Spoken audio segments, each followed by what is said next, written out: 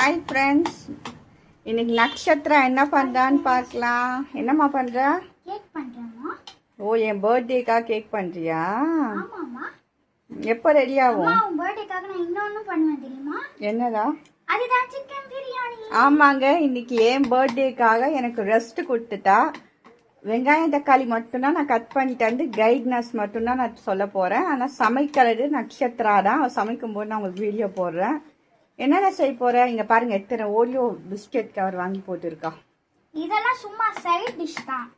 Main dish வந்து என்னதுன்னா rava cake. சும்மா எங்க அம்மா கிரீமியா ஏதாச்சும் கேக் பண்ணணும்னா இது கிரீமியா இருந்தாதான் சாப்பிடுவாங்க. நான் என்ன கிரீமே இல்லைன்னு கேட்பாங்க.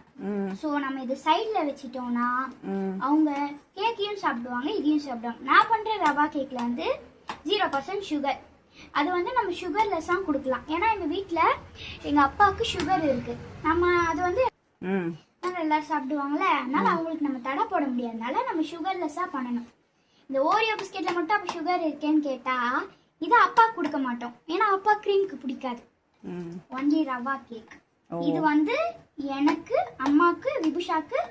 அம்மா அன்னைக்கு பர்த்டே வீடியோவில் ஒரு பொண்ணு வந்தால பூமிகா, அவள் வரேன்னா வந்தானா அவளுக்கு கொஞ்சம். ஓகே, அப்ப ரெண்டு கேக்கா செய்யற? ரெண்டு கேக் அப்படியே சொல்லலாம். ரெண்டு கேக். சரி, ஓகே. அப்ப ரெடி ஆன உடனே நம்ம காமிக்கலாம். பாருங்க, இதுதான் ரவா கேக் மாவு ரெடி. எங்க காட்டுங்க. ஊற வைக்கணும். இது தோசை மாவு இல்ல, ரவா பரச்சி வச்சிருக்கேன். ஓ, ரவாவை ஊற வச்சிருக்கேன். ஆஹா, அதெல்லாம் ரெடி பண்ணி மாவு அரைச்சி வச்சிட்டேன்.